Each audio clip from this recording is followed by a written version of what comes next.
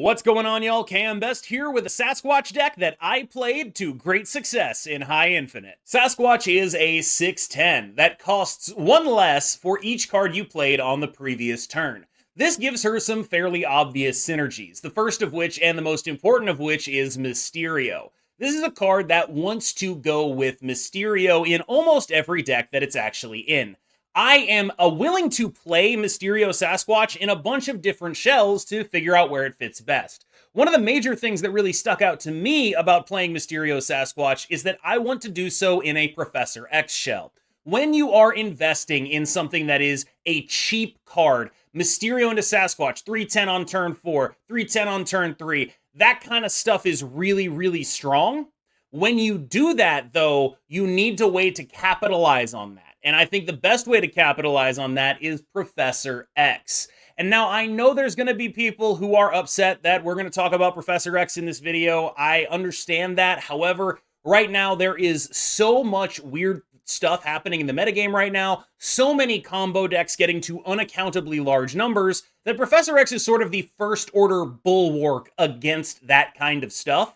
And you have to have that in your deck if you are going to play a fair game of Marvel Snap and expect to beat a bounce deck or a Hella deck or really any other kind of combo deck or really a lot of different stuff that is just doing more points than you. Because that's the fundamental issue that Sasquatch runs into. Yes, she's a pretty good card when you are able to play Mysterio into her, right? But that's not really going to win you the game on its own. You need to pair it with stuff that takes the power that Sasquatch gives you and snowballs it further. And that's what I did. So this is the list. I took the Prof Cannonball Angela shell, and I was like, okay, what can we get rid of here to get Mysterio and Sasquatch in here? And then once I had Mysterio, it was like, okay, what can I get rid of to get Mockingbird in here? Effectively, what we're trying to do here is if we have Mysterio, we're using it to play some kind of big idiot ahead of the time we're normally allowed to play an idiot of that magnitude, whether that be Mockingbird or Sasquatch. The point is, they show up, we Prof-X that lane, we cannonball another lane, easy peasy. That's it. That is just like the whole thing this deck is trying to do. Everything else is kind of a backup plan. It's a great backup plan to have, right? Like you have Ravonna for turn 4 Prof-X's, you have Angela and Elsa and Kitty Pryde. You have a lot of points in this deck. You have a Sage, who you're not very often playing on the final turn of the game, but sometimes it's still pretty big regardless. Just a lot of points, a lot of really good cards. You have Nocturne, you have Jeff. Just, again, phenomenally good cards. Early Professor X's or incredibly strong Professor X's. So you're either doing like a Professor X in a, like with a Nocturne moving over, or a Professor X in a Sasquatch lane, or a Professor X in a Mockingbird lane. Generally what you're trying to do is just do something totally unfair and then something even more unfair in the form of Cannonball on the final turn of the game. That's a pure Prof-X Cannonball deck, but we are playing no whiffs in here. It is all good cards. Everything in here is a banger. And I do think that there is a consideration for this being legitimately better than the other builds of it because of the power that Mysterio, Mockingbird, Sasquatch brings to bear. I'm not saying it's a guarantee. This deck was already pretty good, in my opinion. However, it is quite powerful with this edition. We'll talk about whether or not you should buy Sasquatch, either in the Sasquatch thing or at the end of the Sasquatch thing when we talk about the card-by-card breakdown. My instinct is I would hold off for now. I had a good experience with it, but a lot of other people had a lot of different experiences with it, and I'm not sure exactly how important she is to this list functioning at a high level. I would obviously say a card like Cannonball is more important. Kitty Pryde pairs well with your Angela Elsa game plan, and as a card that you are repeatedly playing, she can often generate situations where you play like her in a 3-drop on turn 4, you play her in a Sasquatch on turn 5. That's actually pretty reasonable. You are generally interested in playing a 4/10 in this deck a decent amount of the time. It does feel like that sort of stuff sort of gets lost in the conversation about Sasquatch, and I think a lot of that is just how big the meta is. I think in other meta games, playing like a 4/10 and a Kitty is a really good thing to do. A lot of Loki decks were like doing that with Mockingbird as a 4/9, right? That's a good thing to do. The issue is right now things are going so very tall that it often feels like we are needing to do something unfair with a Prof-X or lose. And that is true against decks like Bounce and Hela. You probably aren't matching them on points, but against other decks like that you are reasonably playing a fair game of Marvel Snap against, you can very much play that fair game of Marvel Snap, even if she only gets discounted by a couple, and Kitty is pretty important to reliably discounting her by a couple. The biggest damn 2-drop in the entire game, Angela is a phenomenal pairing with Kitty and with Elsa and with all the cards that move. This is a baseline good cards Angela list at its core, hybridizing with Prof and Cannonball to deal with the rampant combo metagame that we see here. I know people might take issue with the phrasing of combo here. They're gonna be like, Bounce is in a combo deck. It is. With the numbers that card put those with the numbers that deck puts up, I'm leaving that in. It's combo deck numbers. Let's be real about that. Let's be serious about what's going on here. Fair decks are not going to be able to match that. As a Professor X deck, Jeff is one of the best possible cards you can run. As an Angela Elsa deck, Jeff is another of the best possible cards you can run. This is more of a Jeff deck than almost any other deck in the game. With all of the synergy going on, this is one of the best homes for Jeff you can possibly find. I'm a little iffy on Ravonna here. I like the turn 4 Prof X stuff. I'm especially a fan of that when I am able to like get some movers out first. Like if I go like Nocturne into turn 4 Prof X, I can feel pretty good about most of the things that's happening there. I like it. I like discounting my Sage, but I'm not running Hope Summers. And one of the big things that running Hope Summers does give you with a Ravonna is that you are able to do something like final turn, 7 energy, Cannonball Sage with Ravonna. And that is not present in this deck, and it definitely made me sort of reconsider whether the whole package was worth running. I think that I would take a look at that. I'm not positive it is. It was very good for me, but I'm not positive that those 3 cards as the package are the right thing to be doing. You'll also notice that I don't have a Havoc in here. That's because I don't like playing Havoc. Mysterio is here to facilitate your big beaters. They are, of course, Mockingbird and Sasquatch. I am very often holding Mysterio because of the chance to draw and play a Sasquatch. I am very often holding him unless I feel absolutely forced to play him. Of course, this is also just a pretty solid card. One of the cards I ended up running in this deck for the purposes of making Mysterio a little better was Elsa Bloodstone. I was like, okay, we're probably going to be filling up a lot of stuff here. That was kind of an open slot in the deck.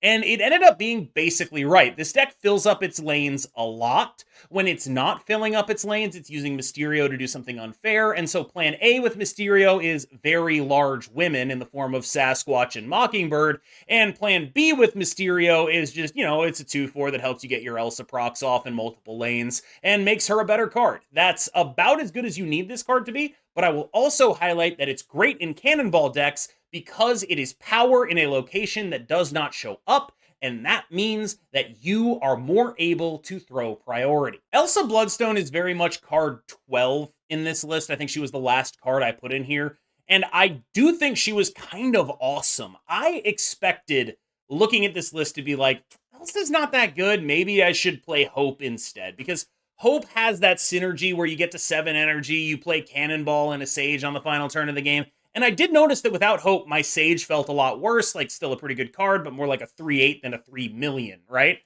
And so that is a real thing, but I just got so much out of this card. I got so much out of 5 power Jeffs and 7 power Nocturnes. I keep confusing Nocturne and Namora. Does anyone else do this? Let me know in the comments if you do. I also confuse them with Nebula. It's crazy. There's too many N's in this game right now. Too many cards that start with that letter. It's killing me. It really is. Anyway, you have the additional, of course, tool of making your Kitty Pryde very large, and you can pair a Kitty Pryde with that Cannonball on the final turn of the game. That's an extremely good thing to do. Don't get me wrong. It's a very powerful thing to do. It is, I do think you could try Hope here. I think there is room for experimentation. I don't really know which direction I'd want to go, but I opted for, I want to have a coherent backup plan when I'm not using Mysterio to cheat out very large women. And when I am doing that, I feel like I'm probably going to win anyway. When I'm not doing that, I want to be able to like play some fair Marvel Snap, and that was Elsa to me. Nocturne is a 3/5 that moves, a phenomenal pair with anything this deck wants to do. It goes great with Angela, it goes great with Elsa, it goes great with moving into a turn 4 Prof thanks to Ravona. It is a phenomenal addition to this deck, and as a 3-5 that moves, it helps you set up gross Prof things. You can do a lot of things where it's like, oh, they're probably not going to play there. I can move Nocturne there, Prof it, maybe play a Jeff into there on a later turn. It's all over now. And Nocturne as a 3-5 that moves is pretty core to making this deck work. I cannot tell you how many times it felt like games were decided based on whether or not we Professor X'd. Like, first and foremost, I think people need to understand what this card's role is. This is the primary control tool in Marvel Snap. It is the number one piece of cardboard, digital cardboard, that says no to your opponent. The number one piece. And when you are a deck that is not doing anything fundamentally unfair, when you are not a Loki gamer, when you are not a Hela gamer, when you are not a bounce gamer, you need to include a card that says that unfair stuff just doesn't happen. Unfortunately, that card is Professor X, who is himself a very unfun card to play against. But this card is your ability to drag other decks down to your level. He helps you set up effectively OTK combos with Cannonball that you cannot lose. He is as good as it gets in this game right now, and frankly, he could probably use a rework. I'm torn on this because I think maybe Prof X is catching the heat that Cannonball should be catching, but Cannonball Prof X is just such a potent combination of cards, such that when you Prof X and have one lane one, Cannonball will almost always win the other lane for you. As we all know, winning 2 out of 3 lanes is a great way to start winning Marvel Snap games, and I do think that Cannonball ended up being this key piece because of Professor X. It's like the kind of thing that could only happen because of Professor X, but I also think Cannonball is just a very strong card as long as you are able to clog up those lanes. It's just perhaps that Professor X might make it a little bit too easy to clog up those lanes. I think a much more fair version of Cannonball would involve playing Debris and White Widow and Annihilus and clogging that way. That's kind of a fair way to make this card good. An unfair way to make this card good is what we're doing with Prof. Mockingbird is a very large woman. We are extremely interested in very large women. Now, we do really only have Mysterio to make this card happen. And yeah, you know, that sucks. I wish there was another thing that did what we wanted to do with this card in a better way. But I could not think of anything. I couldn't get anything that bridged Mockingbird and Sasquatch enough for me to run it over something else in here. I just couldn't do it. So this is sort of like game plan number 1, right? Mysterio into something unfair into an early Professor X, right? It doesn't always happen, but it turns out Professor X Cannonball in stats, that's pretty good too. Sometimes you just want to play a 5-9, that's pretty good too. Sometimes your opponent is clogging you and she gets discounted, or like a bunch of different locations make her cheaper. There's a bunch of stuff that can make this card better than what it is on rate, and what it is on rate is not the worst thing ever when you have a Mysterio in your deck. Now, one thing you will note here, though, is you are never, ever getting this card to be played on the same turn as a Cannonball. It simply is not happening. So make sure you are getting these cards on the board. This deck is focused on getting on the board, slamming a Professor X, and then cannonballing. This is not a final turn, I'm going to play a Demon and a Mockingbird and a Cannonball. It's going to be great. It's not that. You're not doing that. She mostly only ever costs 2 here. I know people are going to ask this in the comments, but yes, Exile's Sasquatch is a woman. I believe her name is Heather Hudson, and she is the second of the very large women in this deck. Maybe third if you count Angela as a very large woman. Either way, we're very interested in that. Obviously, the sort of core thing this deck was designed around was just really large dude, woman, I suppose, the gender-neutral dude. Really large woman into Professor X. Bald man seeks hairy large woman for winning games. That's pretty much what's going on here. He is interested in lanes that you are prohibitively ahead in. She is a great way to get prohibitively ahead in a lane. That's pretty much as far as this synergy goes. Playing a 3-10 when you play a Mysterio is good. Okay, so I decided that we're going to talk about Sasquatch here. I've never encountered a card with such a mixed reception. I think that this is a card that could end up being a bit of a sleeper because when I've watched everyone else play it, I've seen them play it in a variety of decks that are ranging from, like, death type decks where you're like playing Mysterio and then eating it with Carnage, and she's just like another cheap card that you play alongside Mockingbird and Death, like the token death type thing. I've seen that. I've seen people playing her, but like in mostly shells that I don't think are very good. And so I don't want to get ahead of myself and say she's bad because all the other things people are playing her in are bad. But I also don't want to get ahead of myself and say she's good because I'm winning with her in this shell. Because I think this shell is very good on its own.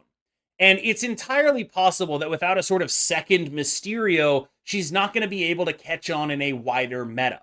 This is a deck that can very much afford to just not play her if you draw her. Like, you're fine. You can do other unfair stuff. It's kind of totally fine. You can just like get her to 4 and it's fine, right? That is not true of a lot of other decks. If you're actually building a deck that relies on her, I think a lot of what I've seen has been fairly disappointing, actually.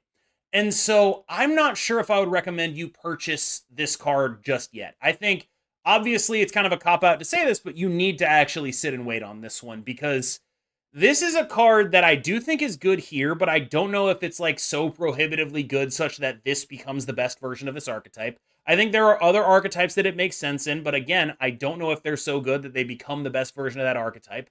I don't particularly think it's an amazing bounce card. I don't particularly think it's very good really anywhere but Profx decks right now. And so that puts it in a very awkward spot because I think that it's possible that it ends up being best in slot for Profx decks, but it's very hard to know that right now. So I would take some time and figure out what decks it's actually going in, how effective those decks are, because obviously I was successful with this deck, but that's not necessarily because of her. All right, y'all, thank you so much for watching. As always, I've been KM Best. You have been phenomenal. Let me know in the comments what you think about Sasquatch, and also if you also mix up Nocturne, Namora, and Nebula. I have been doing this absolutely constantly. I have been KM Best. You have been phenomenal. We're going to jump into the gameplay here. Have a good one. I get my 8 cubes back. That's just how it's going to be. Whatever you're telling me will not get through to me.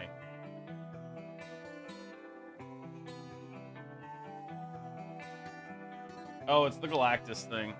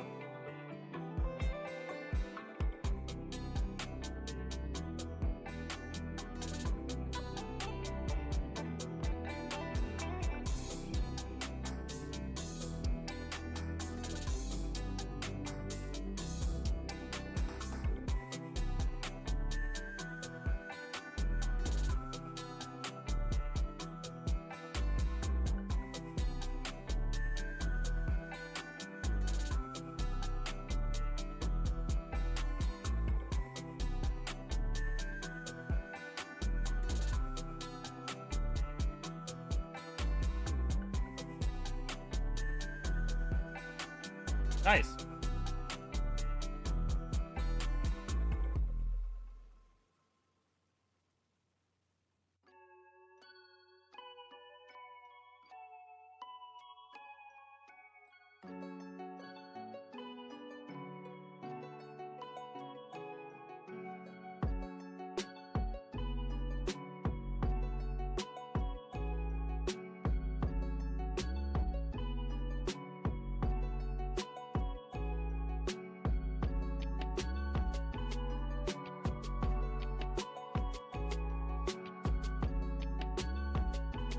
Am I dead here?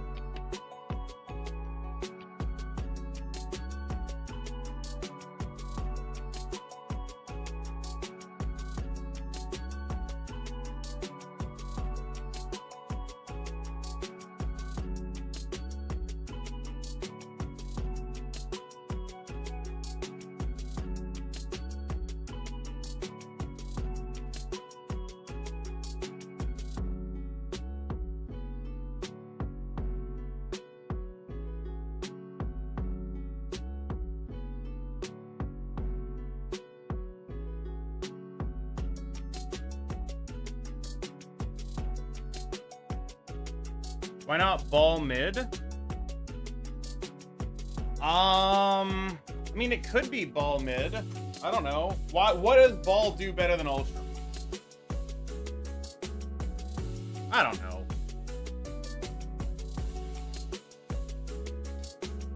Yeah, see, this is sort of like, they have an Ultron, we have a Jeff and an Ultron, so we win the middle, right? Assassin Sage? No, I don't think it's that. I think it was always going to be either Ball or Ultron here.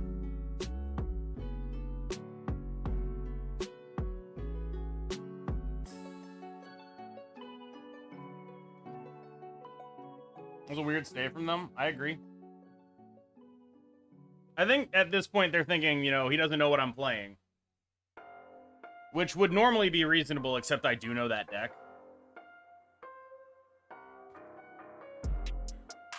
I got the message. I'm getting into pump you. My God.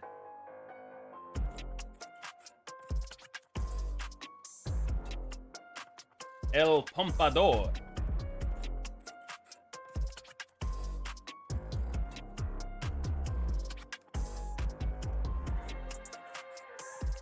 That's really bad.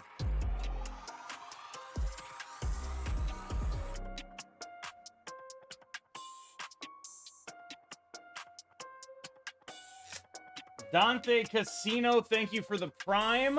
Frozor, thank you for the Prime. We're on a hype train right now. Everyone's happy about that. They got a Jeff. They got a White Widow.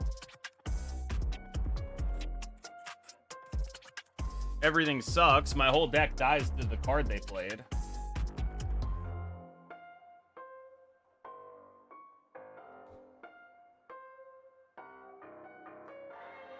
It's super unpleasant and shitty.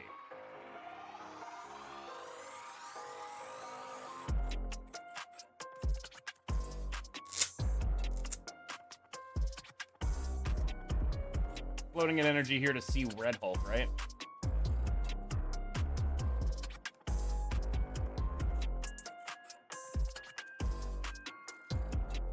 Yo, Sinata with the Prime sub. Thank you so much. Welcome in. I know Elsa moves. I want the Angela proc. And I want to make sure they don't get the raft for free. If they can fill it up here, we're in trouble. But they can't. It doesn't matter that we don't have that. That's fine.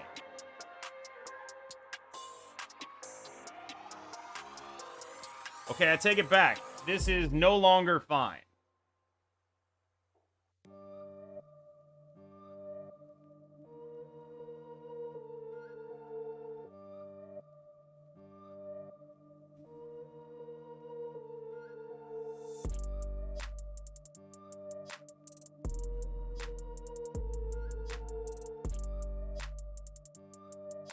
Easily win tiebreaker. I do not know about that.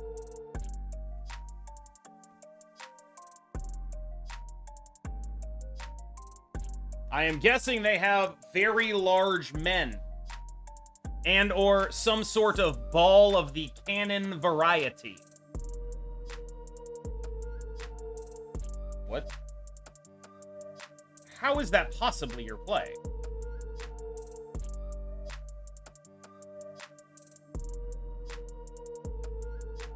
I'm sorry. No! You don't have to leave. I'm just gonna keep dunking. I've only got one move, and it's dunk.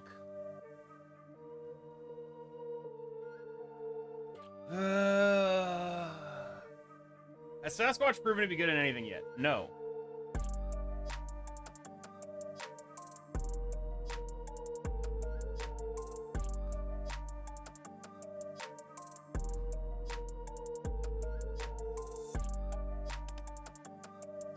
Get the Ravona down now so it can't be Lady Deathstruck, I think.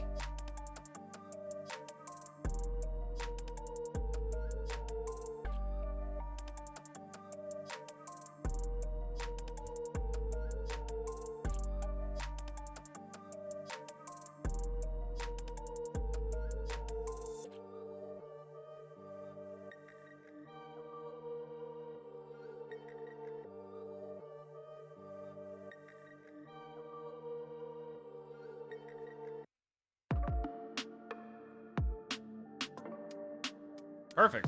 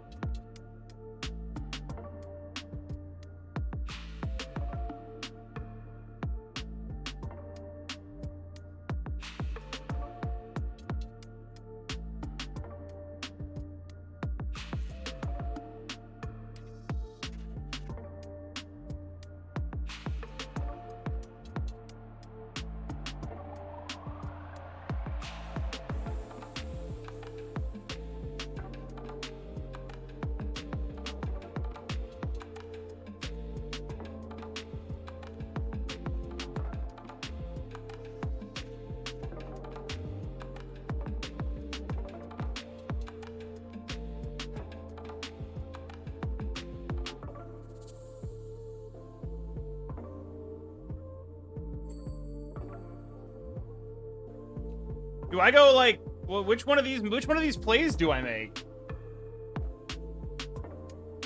Probably this one. Like, it's probably just better to be the baller here. The shot caller. We always boomer snap this. Hey, okay, dude, boss. Here you go.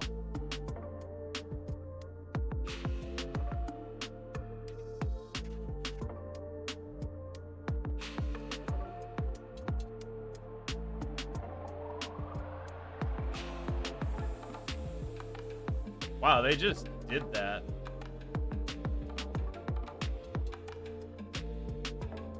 They just did that shit.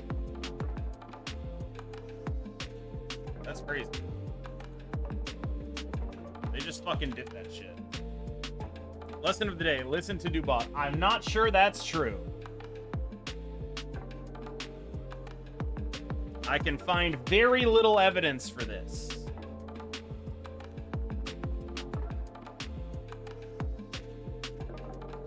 Don't tell me what Woody's playing. Dicks.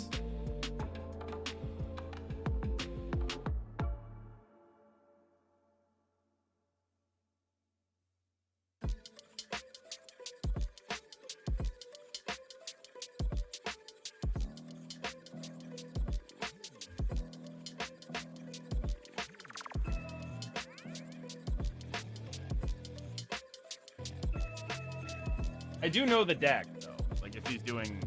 Okay, now I am confused.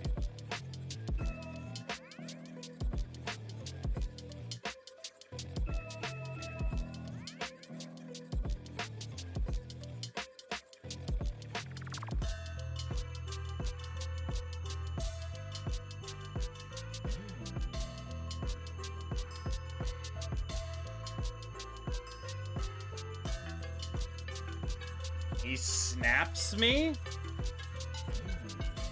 What is going on that he feels the snapitude happen?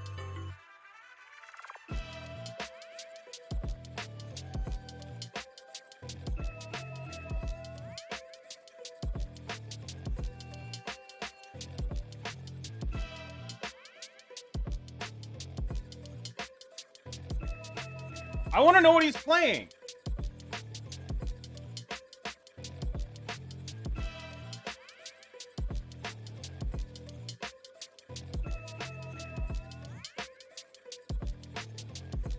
If you're gonna Jhin mid, isn't Mysterio mid better and Jhin elsewhere? I worry I'm gonna get too clogged.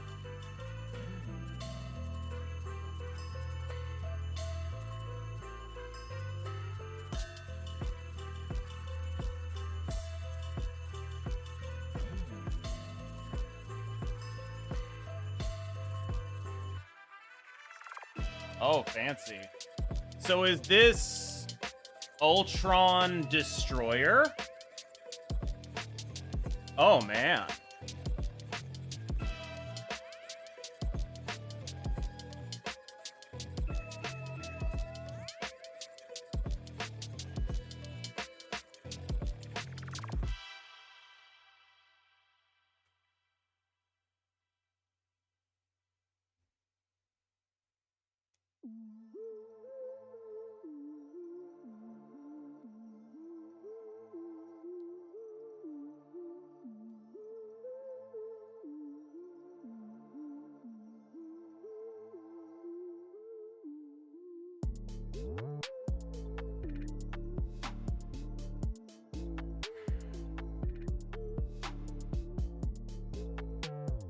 I have literally no idea what's happening.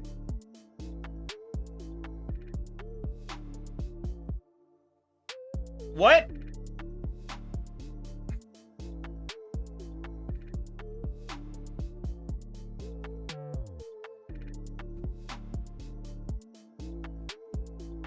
Galactus? Is that what's going on here? We need to get our points going off there.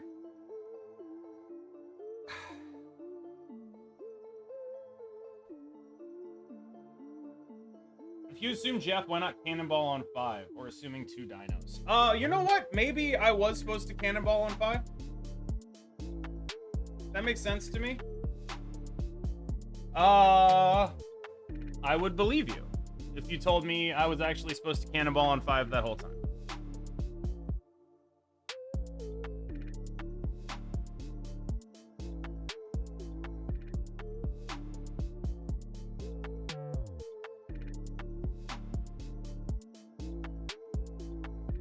Intriguing.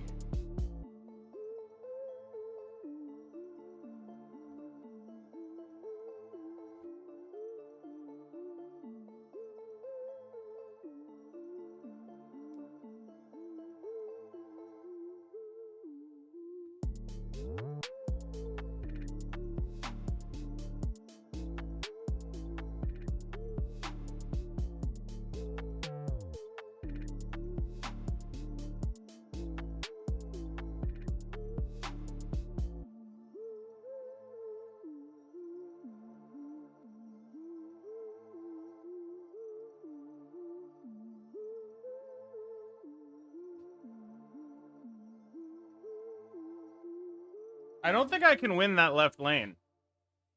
But yeah, it is kind of draw cannonball win game, right?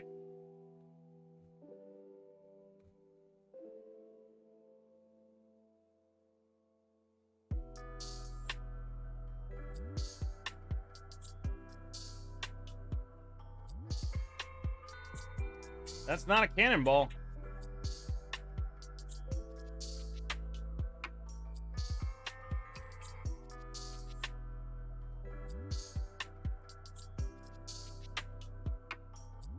Do I even beat that? Yes, but not by a lot. Not by a lot, baby. Boy. That's tough. We're very lucky they just had total ass, because we also had total ass.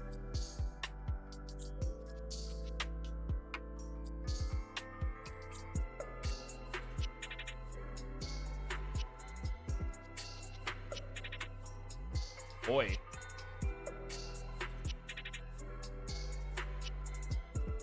They snapped me immediately. I guess I'm just boned. Immediate snap on a weird world is crazy, but I mean, I have like Sasquatch Mockingbird. It's like, I feel like I'm doing okay.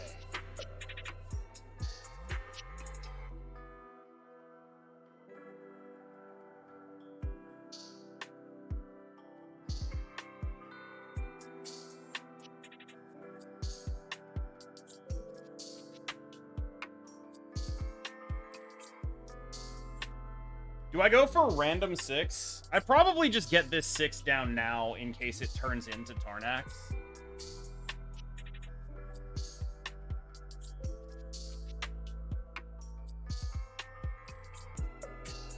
Oh, interesting. We're drawing from our own decks with extra steps now. Wait, we're not? Why are we not drawing from our own decks with extra steps now?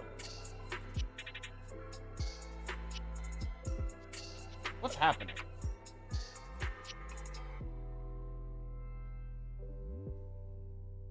I guess it's still our opponent's deck.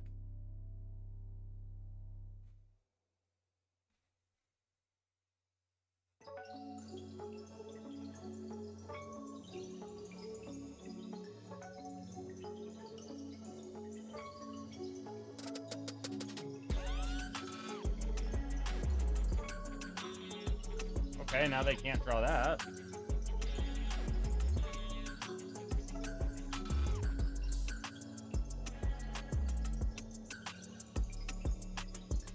God! Gambit! You didn't need to go that hard, dude. You didn't need to go that hard, dude.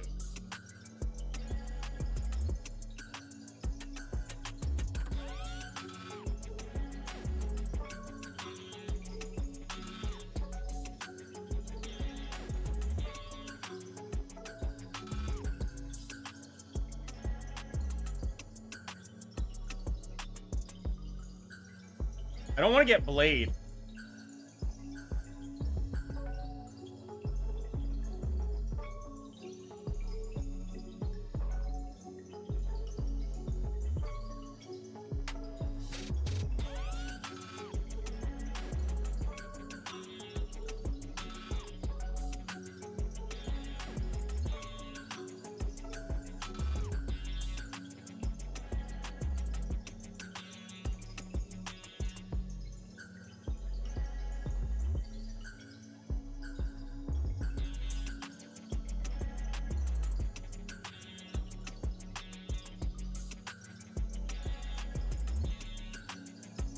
How's this feel?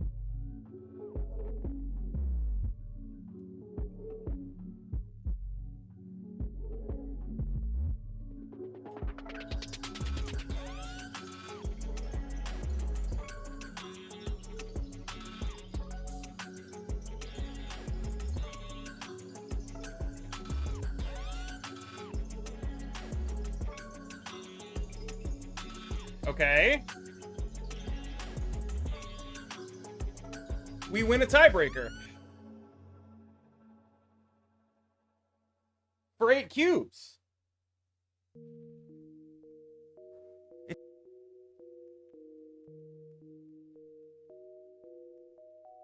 Location batching. Thank you, insightful. I hope that was helpful. Motherfucker.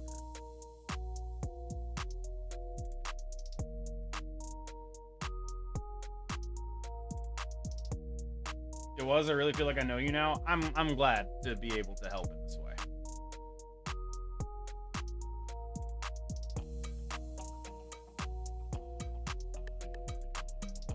What is he snapping on?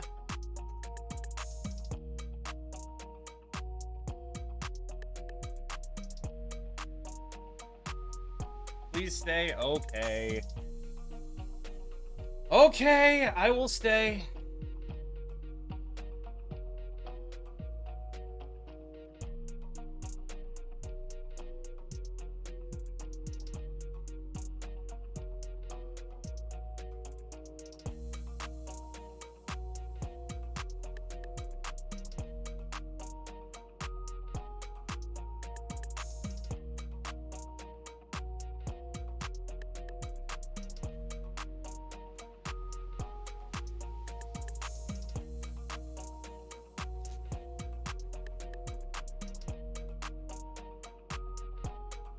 Wonder what's happening here.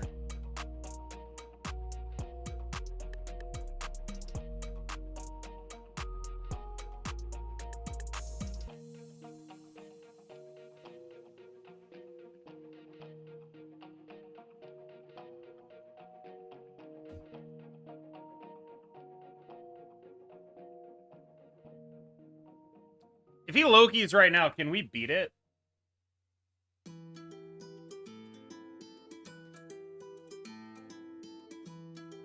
Oh, we beat that.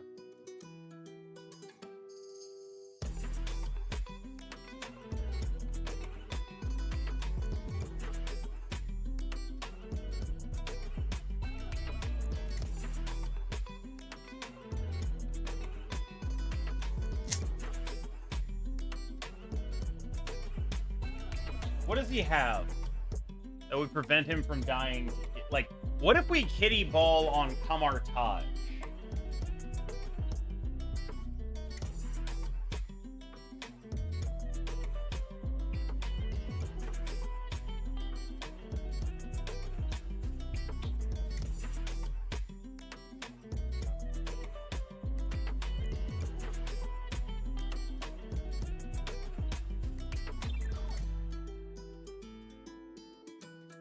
Get got.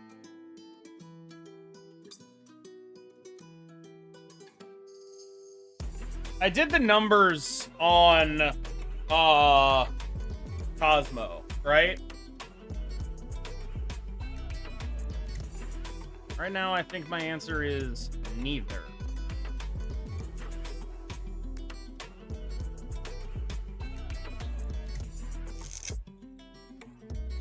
Echo.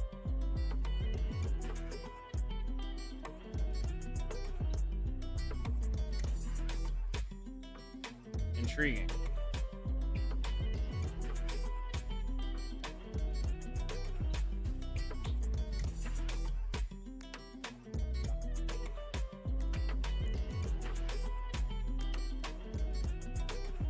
I think I'm dead.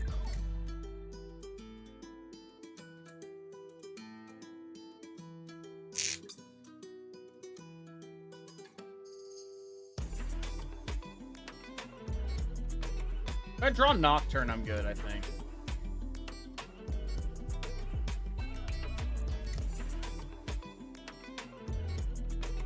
We'll see.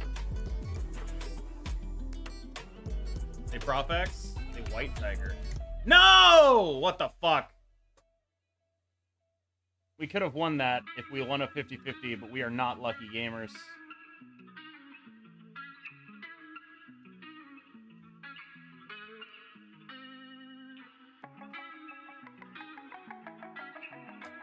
We have one real shot at this game.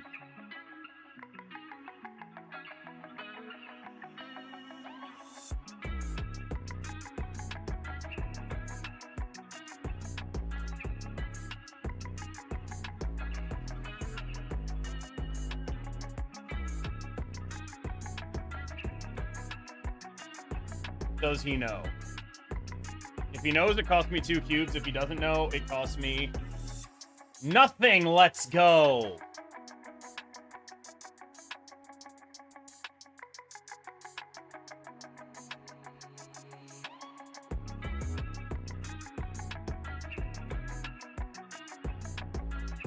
Do I need to move my Jeff?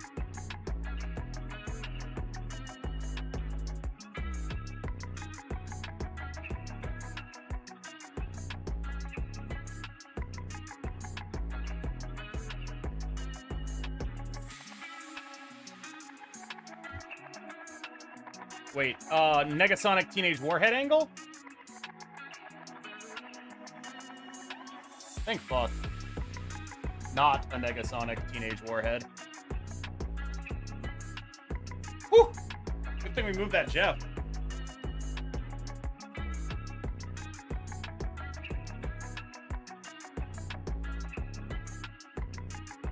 Sasquatch has been okay.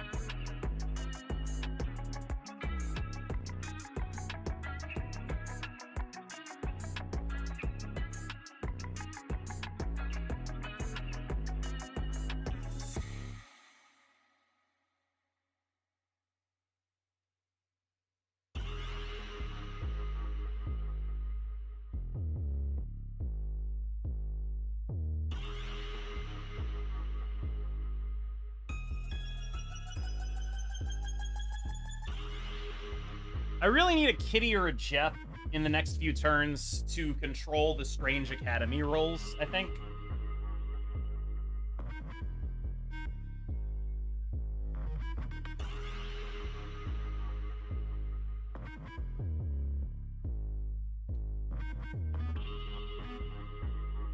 We have 3 cards in the deck that'll be good, and 3 cards in the deck that'll be sort of awful.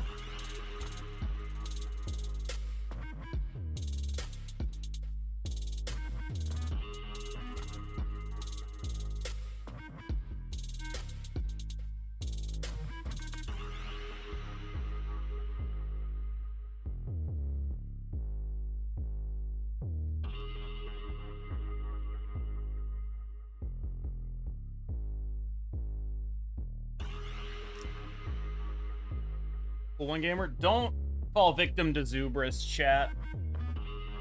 Do not fall victim to Zubris. It's a mistake.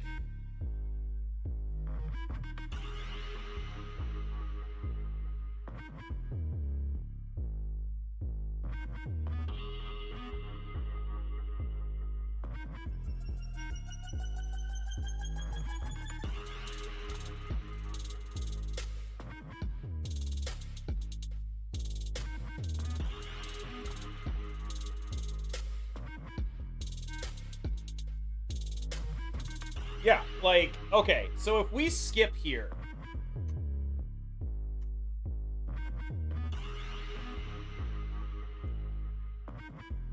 if we play just Kitty Pride, we have She-Hulk, Sage, Kitty next turn.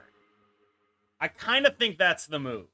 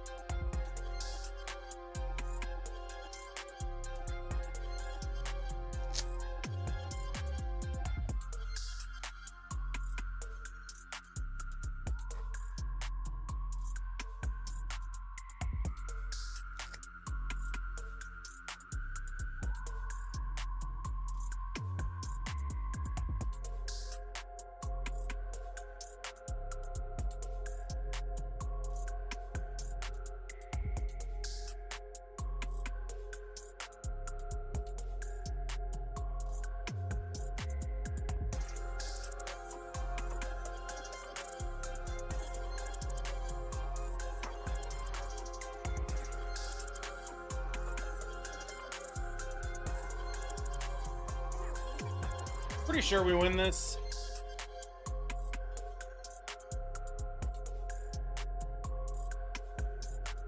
I can't do math. Oh, yes, I can. I counted the right Mysterio. I can do math. I was like, holy shit.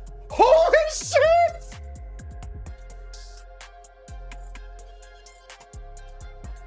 Yo!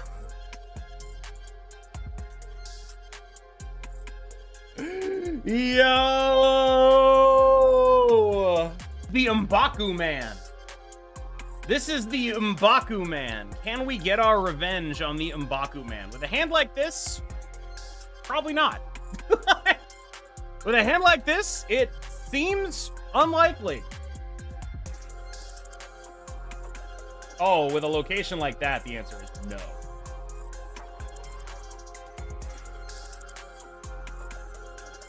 They are a zoo deck. We are actually dead.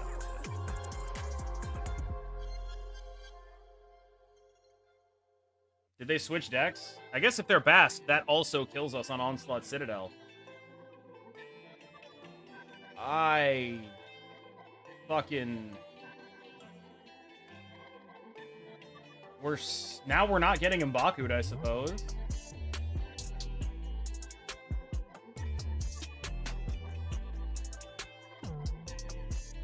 What am I supposed to do?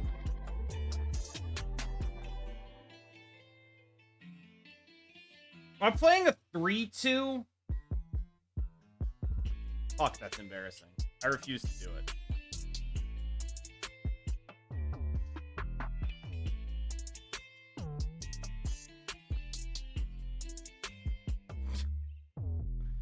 Awesome.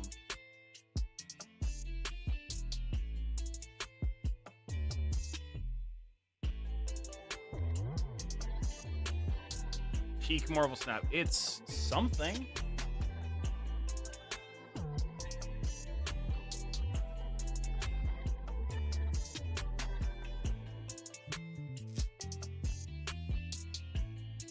Honestly? No. What the fuck?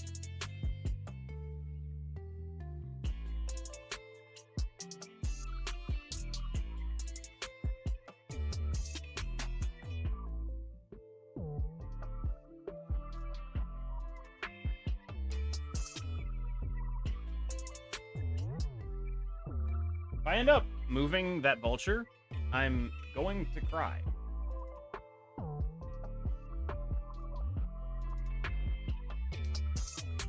I am now not moving the vulture, which I guess might be enough to do something.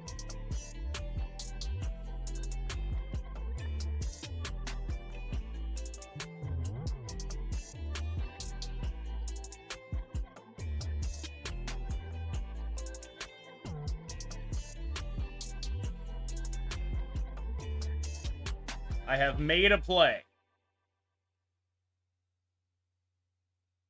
I do not know if it's a real play.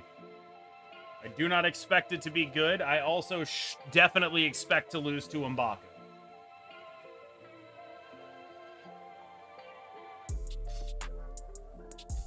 Are you watching, Aluminum Man?